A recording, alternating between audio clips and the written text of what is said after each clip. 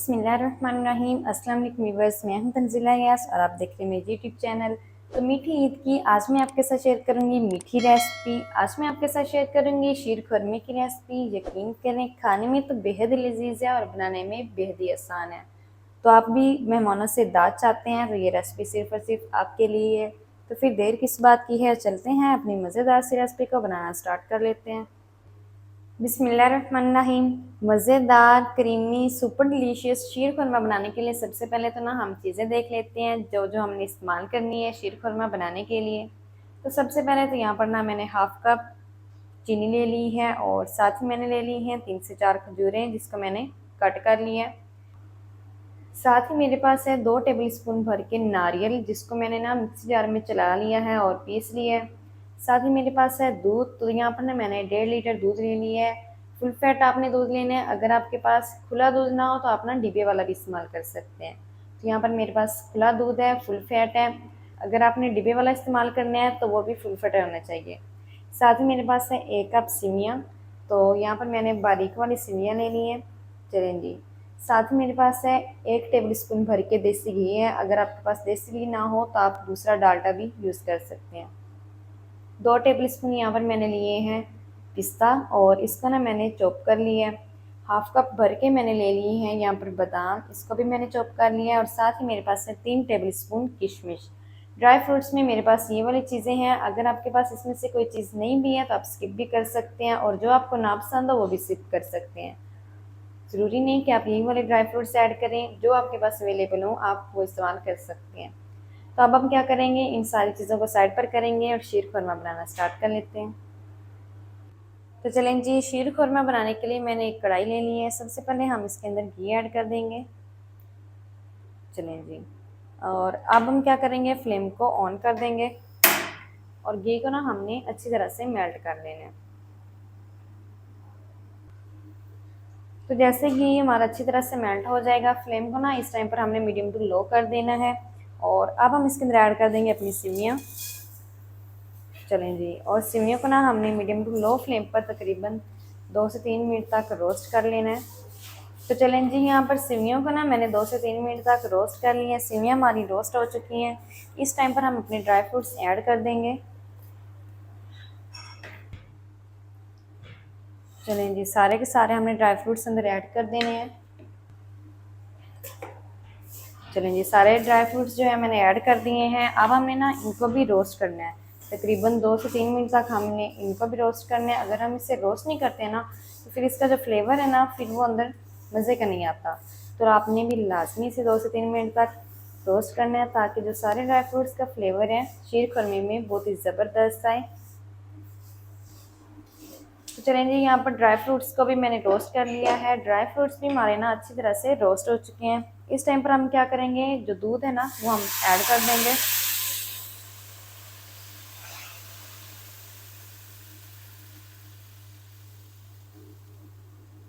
चलें जी, दूध का भी मैंने ऐड कर दिया है और इसको ना हमने एक दफ़ा से मिक्स कर लेना है। तो जैसे ही आप दूध को मिक्स करेंगे ना तो प्यारी सी खुशबू आना आपको शुरू हो जाएगी ड्राई फ्रूट्स की। तो अब हमने करना क्या है, इसको पकाना है। दूध को तब तक पकाना है जब तक ये अच्छी तरह से थिक नहीं हो जाता, गाढ़ा नहीं हो जाता। तो जितना भी टाइम लगेगा ना मैं आपको बताऊंगी। और एक बात का आपने ध्यान रखना है कि फ्लेम जो है ना, फ्लेम को आपने मीडियम टू लो रखना है, हाई नहीं करना।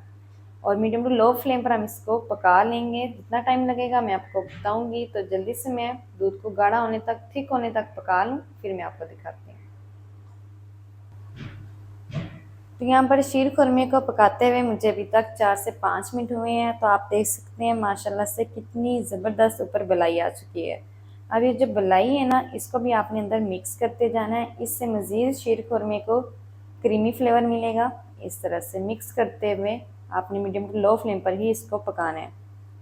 जितनी भी बलाई इसके ऊपर आएगी आपने अंदर इसको मिक्स करते जाना है। तो जल्दी से मैं मज़ीद इनको और पका लूँ, थिक होने तक, गाढ़ा होने तक। जितना भी टाइम लगेगा मैं आपको बताऊंगी, फिर मैं आपको दिखाती हूँ। तो ये देखें, यहाँ पर मैंने मज़ीद शीर खुरमे को 15 मिनट और पका लिए हैं। आपको ना इसके बबल से ही फील हो रहा होगा कि ये कितना गाढ़ा हो चुका है। तो माशाल्लाह से बहुत ही ज़बरदस्त थिकनेस इसके अंदर आ चुकी है।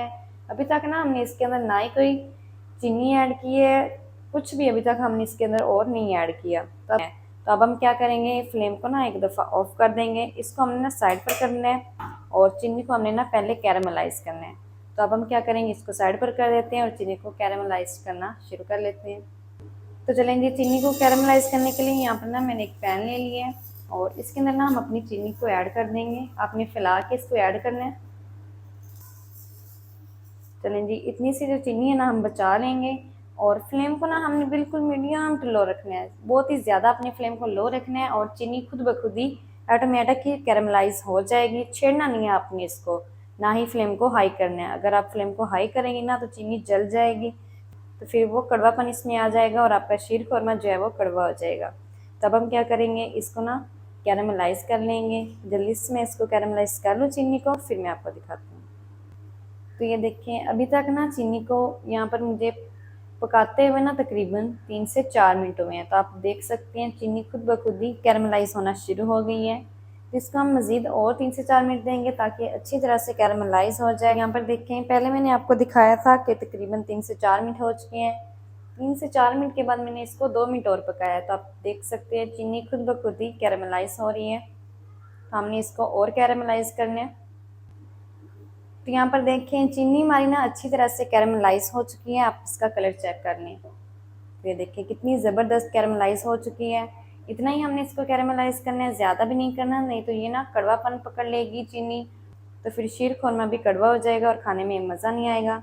अब हम क्या करेंगे, इसको जल्दी से साइड पर करते हैं और जल्दी जल्दी से हम इसको ऐड कर देंगे शीर खुरमे में। तो चलें जी, जल्दी से अब हम ना कैरामलाइज़ की हुई चीनी को ऐड कर देंगे शीर खुरमे में। अच्छी तरह से ना आपने पैन को साफ़ कर लेना है।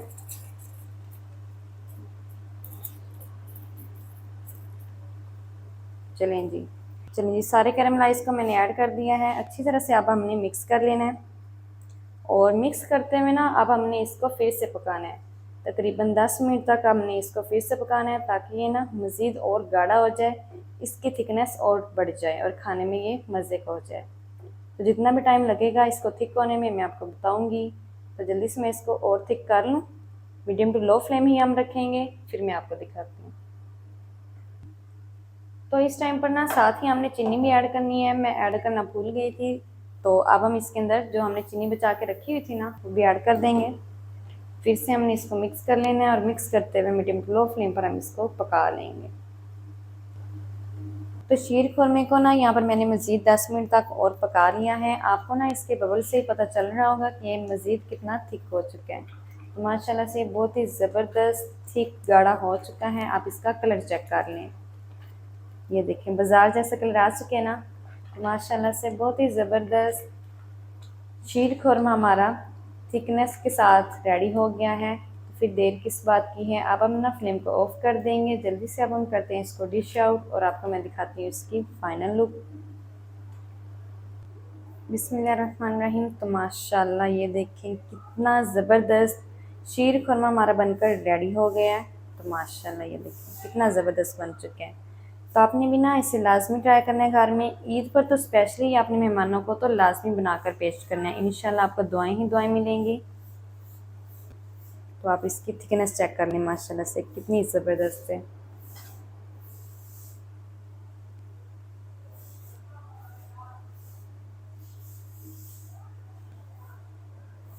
तो चलें जी, अब हम ना इसके ऊपर थोड़े से बादाम गार्निश कर देंगे।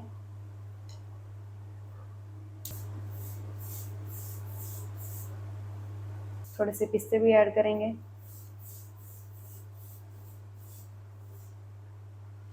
तो आपने ना इसे ठंडा करके फिर ही आपने इसको पेश करना है। गरम गरम को आपने पेश नहीं करना। जब आप इसे रखेंगे ना फ्रिज में तो ये बिल्कुल खोए की तरह हो जाएगा। जो भी ड्राई फ्रूट्स आपके पास अवेलेबल हो आप उससे इसको सर्व करें।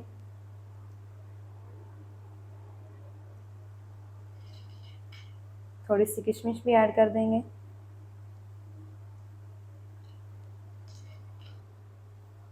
तो माशाल्लाह ये थी व्यूअर हमारी आज की रेसिपी शीर खुरमे की। शीर खुरमा मज़ेदार क्रीमी टेस्टी किस तरीके से बनाया जाता है तमाम तरीका आपके साथ शेयर कर दिया है। वीडियो अच्छी लगे तो वीडियो को लाइक कर दें, चैनल पर नए हैं तो चैनल को भी सब्सक्राइब कर दें ताकि हमारी हर नई आने वाली वीडियो आप तक पहुँच सके। मिलते हैं एक नई वीडियो के साथ, तब तक के लिए इजाज़त दीजिए। अल्लाह हाफिज़।